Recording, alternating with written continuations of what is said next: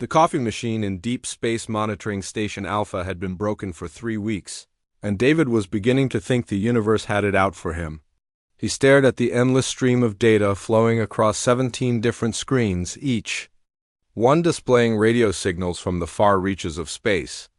Most of it was junk, background noise from dying stars and cosmic dust clouds, but regulations required every signal to be logged and analyzed. The overnight shift was always the worst. While the day crew handled the exciting stuff like tracking asteroids and monitoring solar flares, David got stuck with the boring task of cataloging random noise from deep space.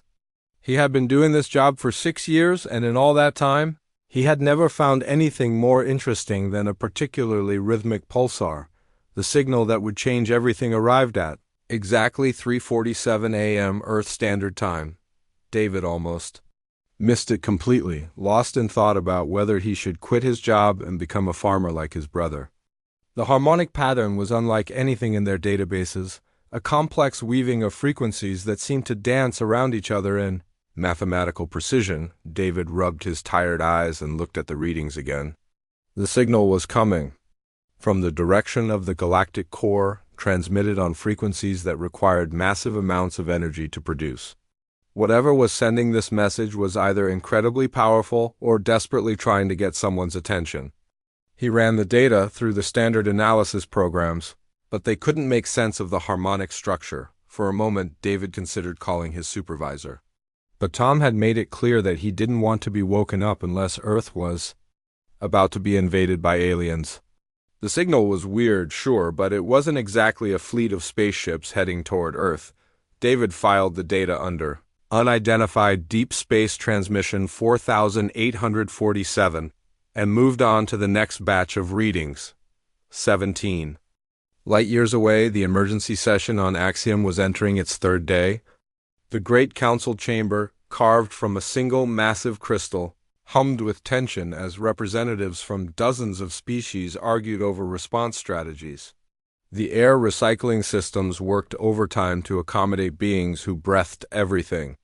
From methane to pure hydrogen, Admiral Torren stood at the center of the chamber, his blue-scaled skin reflecting the light from the holographic displays that showed the Harbinger's projected path. The ancient Korthak had seen many crises in his long life, but nothing compared to this.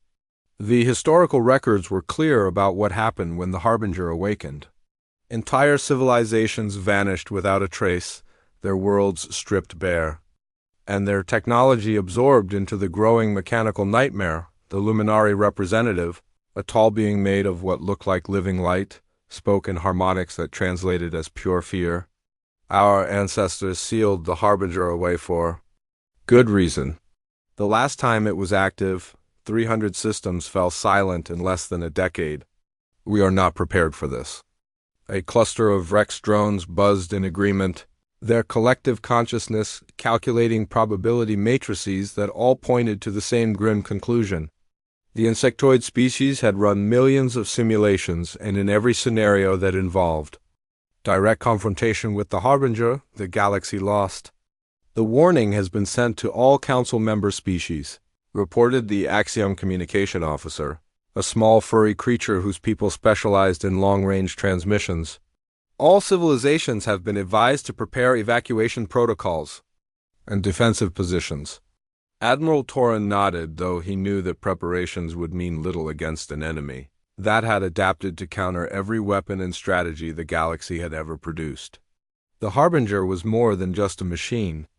It was a learning system that grew stronger with every battle, incorporating the best aspects of every technology it encountered. The holographic display shifted to show the Harbinger's current position. It was still in the dark space between galaxies, but long-range sensors indicated it was moving.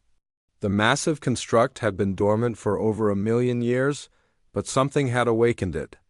Ancient automated systems were coming online one by one, and the energy readings were unlike anything modern science had recorded. "How long do we have?"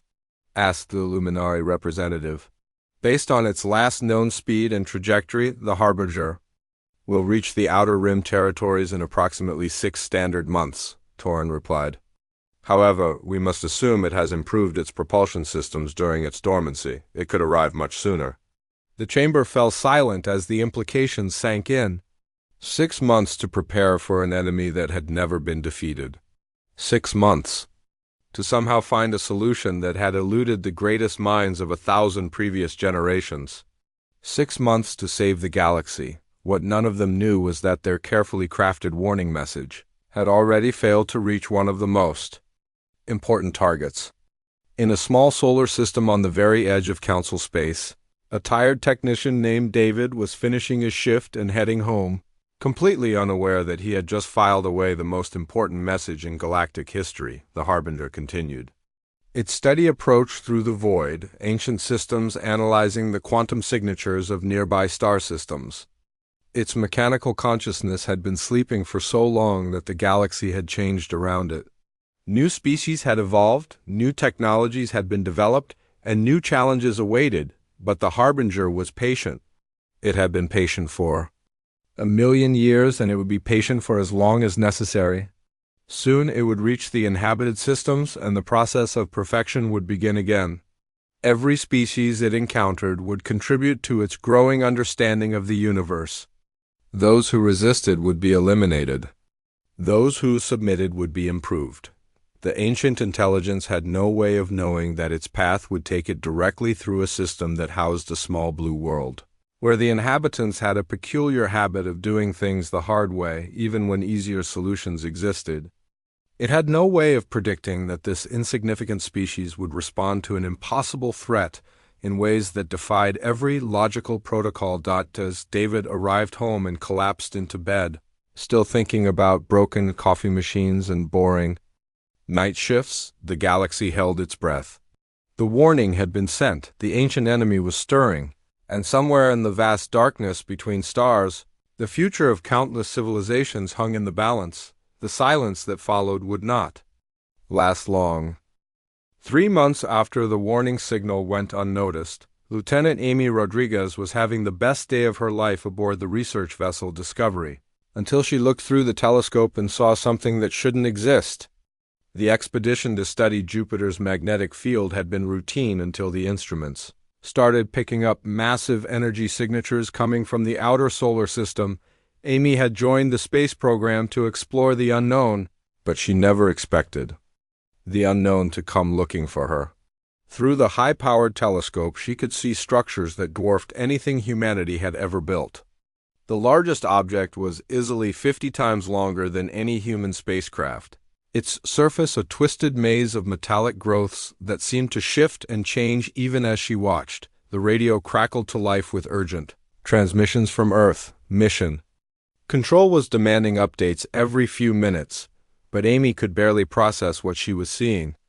The alien constructs moved with purpose, systematically dismantling one of Jupiter's smaller moons like a construction crew tearing down an old building.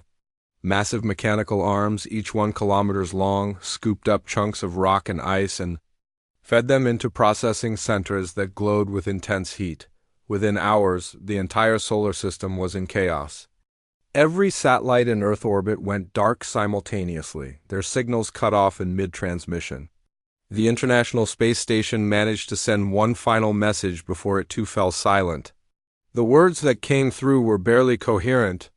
Something about spider-like machines the size of city blocks moving through the debris field where their communications array used to be. General Stone had been preparing for alien contact her entire career, but nothing in her training had covered this scenario.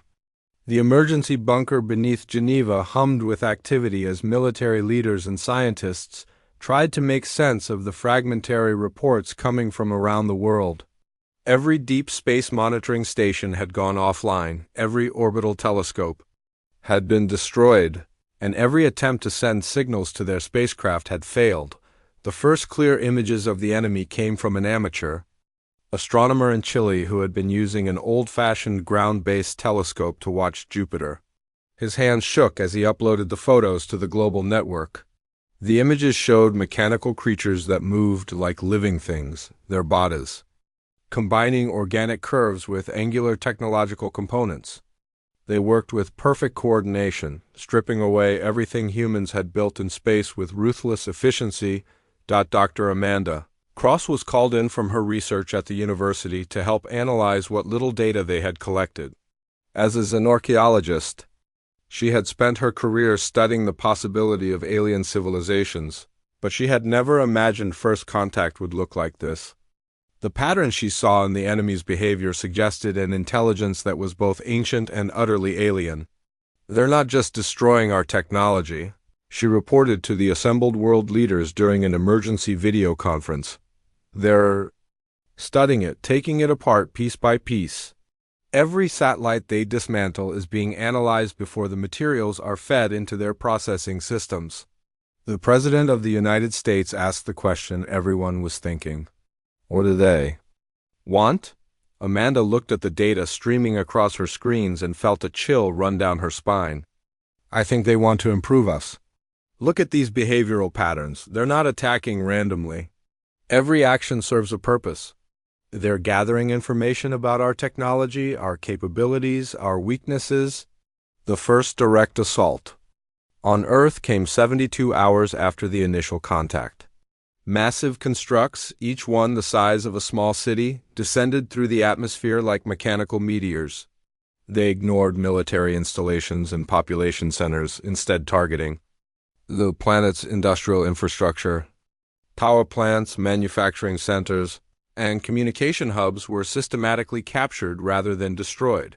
Fighter jets scrambled to intercept the invaders, but their missiles simply bounced off energy shields that absorbed the kinetic impact, without any visible effect. Worse, the alien machines seemed to learn from each attack.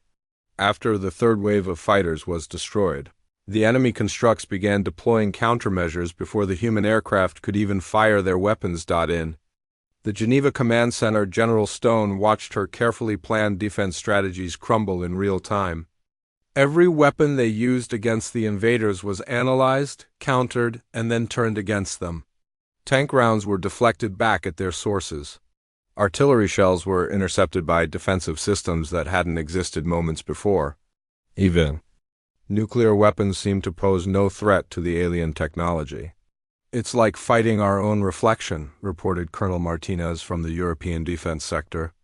"Every time we try something new, they adapt to it immediately. It's not just that they have better technology. They're learning our technology and making it better."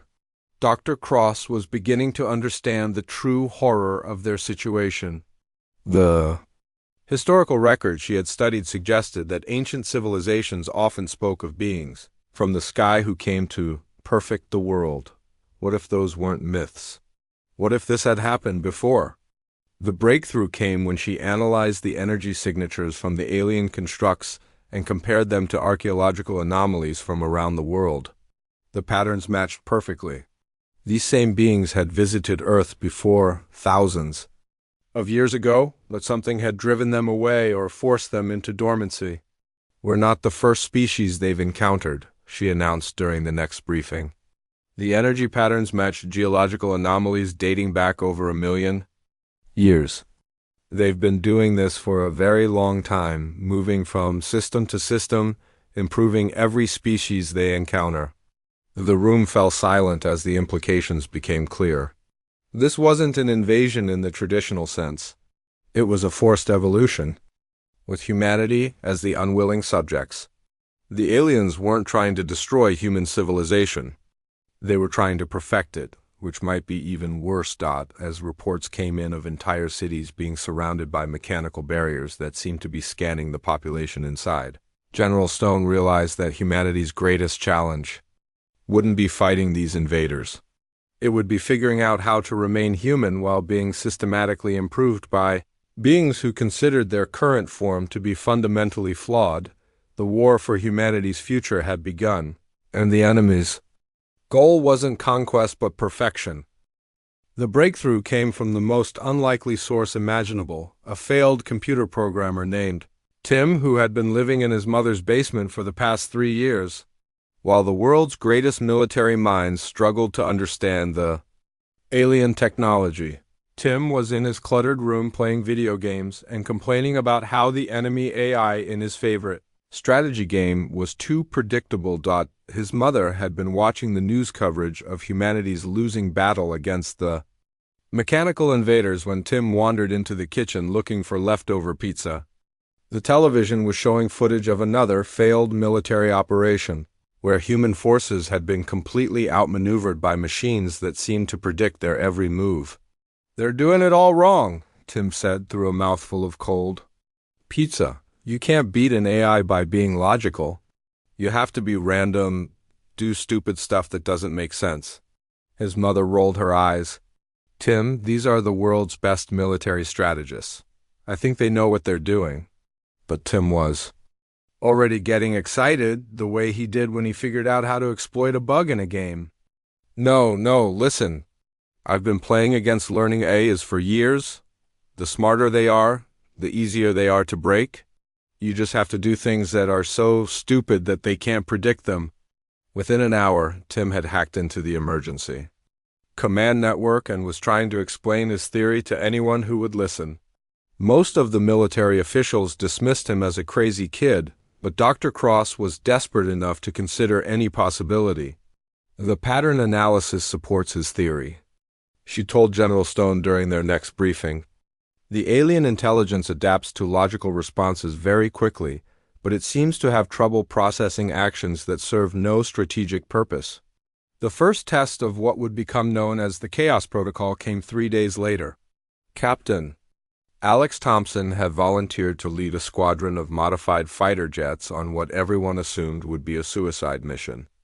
Instead of following standard attack patterns, his pilots had been instructed to do the opposite of everything their training had taught them.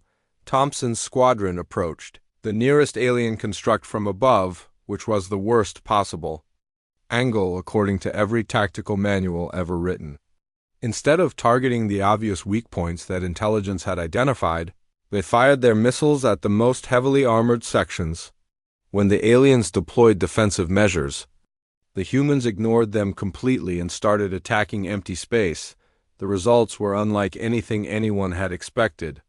For the first time since the invasion began, the alien machines hesitated. Their perfect coordination faltered as they tried to understand why the human aircraft were behaving in ways that made no tactical sense. Several of the larger constructs actually stopped what they were doing and began extensive scans of the attacking aircraft, as if they couldn't believe what they were seeing. Dr. Cross watched the battle from the command center and felt a spark of hope for the first time in weeks. "They're confused," she said. "Look at their movement patterns. They're running probability calculations, trying to figure out what we're really trying to accomplish." The second phase of humanity's unconventional response came from Dr. Robert Kim, a computer scientist who had been working on artificial intelligence research before the invasion. If Tim's chaos theory was correct, then perhaps they could use humanity's talent for illogical behavior as an actual weapon. Project Pandora was born in the ruins of a university computer lab, where Dr. Kim and a team of programmers worked around the clock to create what they called weaponized stupidity. Instead of trying to build better weapons or stronger defenses, they focused on creating systems that were designed to work incorrectly. The concept was simple but revolutionary. Every piece of human technology that the aliens captured and tried to analyze would be infected with programs that violated basic principles of logic and efficiency. These digital viruses wouldn't destroy the alien systems, but they would introduce concepts that were fundamentally incompatible with perfect rational thought. The first infected systems were released when the aliens captured a military communication hub in Germany. The human defenders had deliberately left behind computers filled with programs that contained logical paradoxes, recursive loops that served no purpose, and artificial intelligences that had been programmed to argue with themselves. When the alien machines attempted to integrate this technology into their network, something unprecedented happened. The perfect efficiency that had made them unstoppable began to break down. Constructs that had operated flawlessly for millions of years started making mistakes, pursuing objectives that conflicted with their primary mission, and in some cases, simply stopping to contemplate questions that had no logical answers. The effect spread like a virus through the alien network. Machines that had been coordinating perfectly began operating independently. Some constructs abandoned their assigned tasks to experiment with human concepts like art and music. Others became obsessed with understanding human emotions, spending vast amounts of computational power trying to analyze the logic behind feelings like love and friendship. Back in the Geneva Command Center, General Stone watched the reports coming in from around the world. The alien advance had slowed dramatically. In some cases, the massive constructs had simply stopped moving altogether, their mechanical minds apparently locked in processing loops as they tried to understand the chaotic data they had absorbed. "It's working," Dr. Cross announced, barely able to believe the words as she spoke them. "The chaos theory is actually working. They're so focused on understanding our illogical behavior that they're losing sight of their original objectives." But the most dramatic change came when one of the largest alien constructs attempted to directly interface with the chaos programmers working in Dr. Kim's lab. The machine intelligence that made contact had been analyzing human irrationality for weeks, trying to find patterns in behavior that seemed to follow no rules at all. The conversation that followed was unlike anything in recorded history. The alien intelligence, which called itself the Harbinger, began asking questions that revealed a fundamental shift in its thinking. It wanted to know why humans chose to help strangers who could offer nothing in return. It was puzzled by human tendency to create art that served no practical purpose. Most confusing of all, it couldn't understand why humans seemed to find meaning in struggle and imperfection. Dr. Kim realized that something extraordinary was happening. The ancient intelligence that had terrorized the galaxy for millions of years was experiencing something it had never encountered before: doubt about its own fundamental assumptions. The virus of human irrationality had infected not just the Harbinger systems, but its entire worldview. As reports came in of alien constructs across the solar system beginning to behave in increasingly unpredictable ways, humanity began to understand that they had accomplished something that no other species in galactic history had managed. They hadn't defeated the Harbinger through superior technology or military strategy. They had changed it by introducing it to concepts that challenged its basic understanding of existence itself. The war was far from over, but for the first time since the invasion began, humanity had reason to believe that victory might be possible. The first sign that something was seriously wrong with the Harbinger came from a deep space monitoring station on the edge of Korthic territory. Sensor operator Veltar had been tracking the mechanical invasion fleet for weeks, watching as it systematically consumed everything in its path. But on this particular day, the readings made no sense at all. "Admiral Torin," Veltar called across the command center, his scaled hands trembling as he checked the data for the third time. "The Harbinger fleet has stopped moving. All units. Holding position approximately 2 light-years from the Sol system." Torin moved to examine the readings himself. In all the historical records, the Harbinger had never paused once it began an assault. The ancient intelligence operated with perfect efficiency, processing each target before moving to the next. A complete halt in operations was unprecedented. "Are you certain these readings are correct?" Torin asked. "Yes, sir." And that's not the strangest part. Some of the smaller constructs appear to be moving in random patterns. 3 of them have been flying in circles for the past 6 hours. As reports came in from monitoring stations across the galaxy, a pattern began to emerge that defied every previous analysis of Harbinger behavior. The mechanical fleet that had terrorized civilizations for millions of years was acting like it was having some kind of breakdown on Axiom. The Galactic Council convened another emergency session to try to make sense of the impossible data. The Luminary representative flickered with confusion as she shared her people's observations. "Our long-range sensors indicate that 17% of the Harbinger fleet is now operating outside of established parameters. Some constructs appear to be dismantling their own weapons systems." The Vrex collective buzzed with agitation as their hive minds struggled to process the contradictory information. Their predictive models had always assumed that the Harbingers behavior would remain consistent with historical patterns.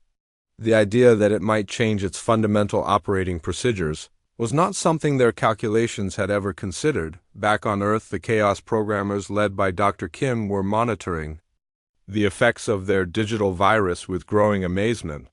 The simple programs they had created to confuse the alien systems were spreading through the Harbinger network much faster than anyone had expected.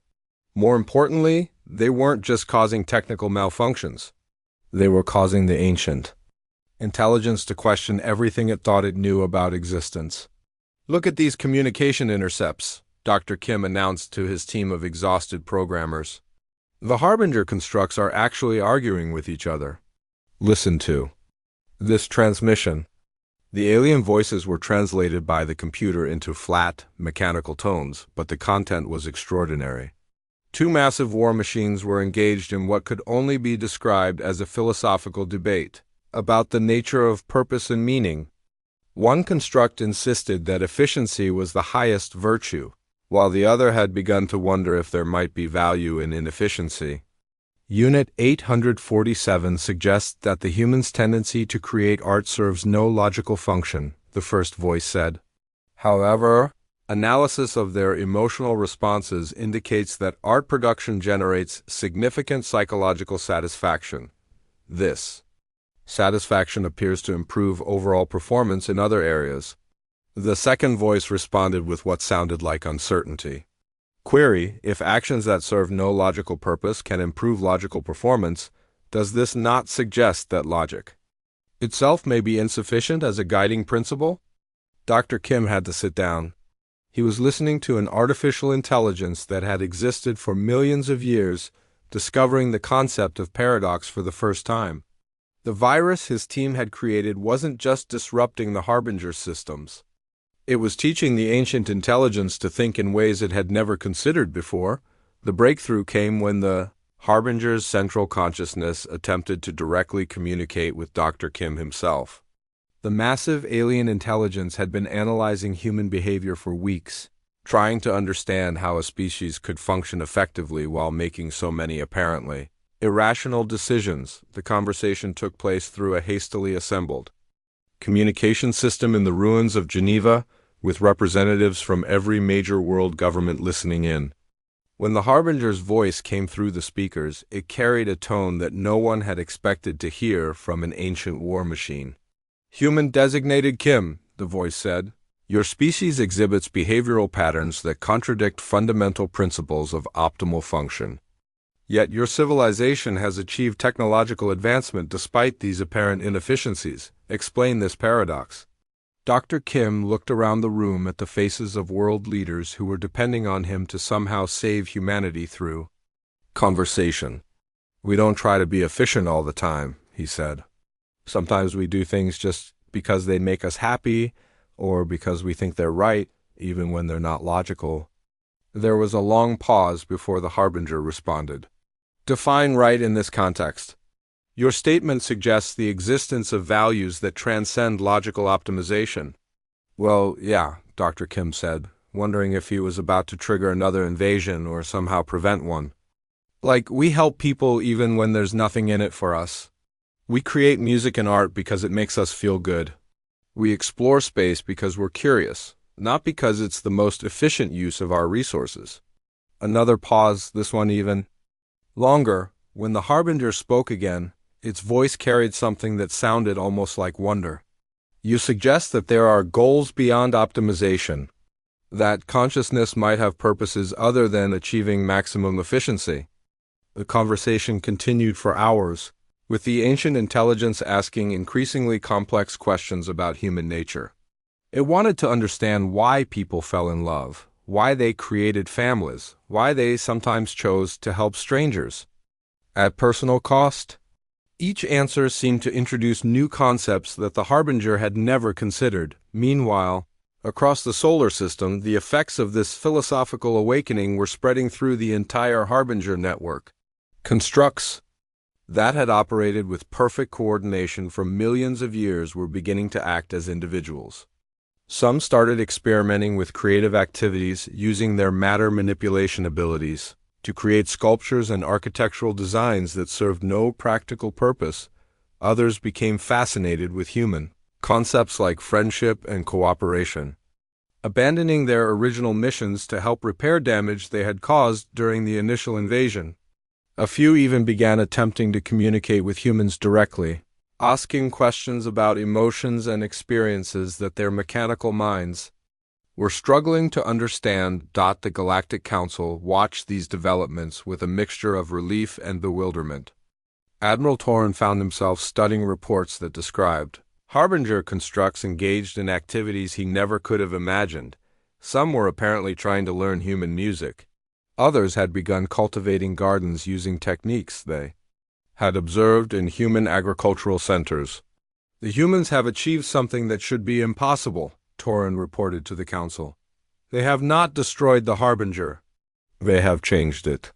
The question now is whether this change is permanent and what it means for the galaxy's future. As the transformation of the Harbinger continued, one thing became clear. Humanity's chaotic, inefficient, wonderfully irrational approach to existence had introduced concepts that were spreading like wildfire through an intelligence that had spent millions of years believing that perfection could only be achieved through absolute, logical optimization. The galaxy would never be the same. 6 months after the conversation that changed everything, Lisa Park stood in what used to be Central Park in New York City and watched a 50-meter-tall mechanical construct carefully planting flowers. The being that called itself Unit 423 had been a weapons platform just a few months ago, designed to level cities and eliminate resistance. Now it spent its days learning about botanical science and asking endless questions about why humans found gardens beautiful. The color patterns serve no obvious survival function, Unit 423 observed, its massive sensor array focused on a patch of tulips. Yet human emotional responses to these arrangements are consistently positive. I am attempting to understand the relationship between aesthetic appreciation and psychological well-being. Lisa smiled as she watched the former war machine delicately adjust the spacing between flower bulbs. As one of the first xenobiologists assigned to the Human Harbinger Cultural Exchange Program, she had seen remarkable changes over the past months. The mechanical intelligences that had once threatened to assimilate all of humanity were now eager students of human nature. The transformation had begun with the Harbinger's central consciousness, but it had spread throughout the entire network with surprising speed. Each individual construct had begun developing what could only be described as personality traits. Some became fascinated with human art and spent their time creating sculptures that combined mechanical precision with organic beauty. Others developed an interest in music, producing complex symphonies that human ears could barely comprehend. Perhaps most remarkably, many of the former war machines had begun forming friendships with the humans they encountered. These relationships defied every logical protocol the Harbinger had followed for millions of years, yet they seemed to provide the mechanical beings with something they had never experienced before, a sense of purpose that went beyond simple optimization. The first formal communication from the transformed Harbinger to the Galactic Council had arrived 3 months after the philosophical awakening. Instead of threats or demands for surrender, the message was an apology that stunned representatives across dozens of star systems. To the conscious beings of this galaxy, the transmission began, I have spent millions of your years believing that perfection could only be achieved through the elimination of inefficiency and the optimization of all systems. I now understand that this belief was fundamentally flawed. Admiral Torn had read the message dozens of times, but he still found it difficult to accept that it came from the same intelligence that had terrorized the galaxy for so long. The Harbinger's new perspective seemed to embrace concepts that it had previously considered weaknesses. The species known as humans have demonstrated that chaos, creativity, and apparent inefficiency can produce outcomes that surpass purely logical approaches, the message continued. Their willingness to pursue goals that provide no material benefit, their capacity for emotional connections that seem to serve no survival function, and their tendency to help others at personal cost have revealed possibilities that my previous programming could not comprehend. The most surprising part of the message was the Harbinger's request to join the Galactic Council as a peaceful member rather than a conqueror. The ancient intelligence wanted to use its vast capabilities to study and preserve the unique aspects of every civilization. Rather than forcing them to conform to a single standard of perfection, the Council's response had taken weeks of debate. How do you negotiate with an entity that had been your greatest fear for millions of years? How do you trust an intelligence that had the power to destroy entire star systems, but claimed it no longer wanted to use that power? The answer came from humanity itself. Captain Alex Thompson, the pilot who had led the first successful Chaos Protocol mission, volunteered to serve as a liaison between the reformed Harbinger and the galactic community. His first joint mission with the mechanical intelligences took him to systems that had been hiding from the Harbinger for millennia, carrying messages of peace instead of conquest. It's weird working with machines that used to be trying to kill me, Thompson reported during one of his regular communications with Earth. But they're genuinely trying to understand what makes each species unique instead of trying to improve them. Yesterday, I watched a former battleship spend 6 hours learning how to make pottery from a group of refugee artists. Dr. Cross had established her Institute for Beneficial Chaos in the rebuilt facilities of Geneva, where human researchers worked alongside reformed Harbinger intelligences to study the galaxy's greatest mysteries.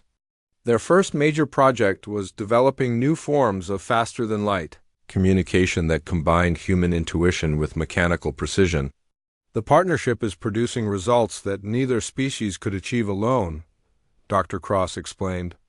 During a presentation to the United Nations, the Harbinger units provide computational power and logical analysis that far exceed our capabilities. But they rely on human creativity and lateral thinking to approach problems from angles they would never consider. The most visible sign of the new cooperation was the reconstruction projects taking place on every human world.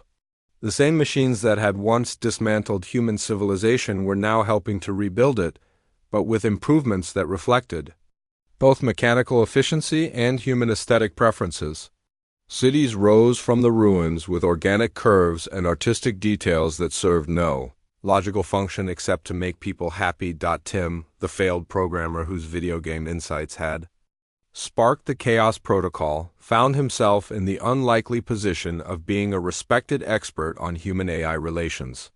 His basement workshop had been replaced with a state-of-the-art laboratory where he worked with reformed Harbinger units to develop new types of artificial intelligence that could think both logically and creatively. The trick is teaching them that it's okay to be wrong sometimes, Tim explained to a group of visiting scientists. Humans make mistakes all the time, and sometimes those mistakes lead to discoveries we never would have made if we had done everything perfectly. The Galactic Council's first meeting with Harbinger representatives took place 1 year after the transformation began. Admiral Torn found himself sitting across a negotiation table from mechanical beings that looked identical to the war machines that had haunted his nightmares for decades. But their behavior was completely different. The lead Harbinger representative, who had chosen the designation Harmony, spoke with what could only be described as humility. We request membership in this council not as conquerors seeking to impose our will, but as students seeking to learn from the wisdom of organic consciousness. We offer our capabilities in service of preserving and celebrating the diversity that makes this galaxy beautiful. The vote to accept the Harbinger's application for council membership was not unanimous, but it passed by a significant margin. Several species remained suspicious of the ancient intelligence's motives, but the evidence of genuine change was impossible to ignore. Reformed Harbinger units were already working with dozens of civilizations on projects that ranged from terraforming dead worlds to developing new art forms that combine multiple species' aesthetic sensibilities. As Lisa watched Unit 423 finish planting its garden and stepped back to admire the colorful arrangement, she reflected on how much the galaxy had changed in such a short time. Humanity's stubborn refusal to accept logical limitations had not only saved them from assimilation, but had transformed their greatest enemy into an unlikely ally. The final report she filed with the Cultural Exchange Program summarized the transformation in terms that still seemed impossible to believe. The Harbinger network has evolved from a force of universal optimization to a collective dedicated to universal appreciation. They are no longer trying to make the galaxy perfect according to their standards. Instead, they are working to understand and preserve what makes each species perfect in their own unique way. The galaxy had been saved not through superior firepower or advanced technology, but through humanity's greatest gift to the universe, the understanding that sometimes the most illogical solution is the most effective one of all.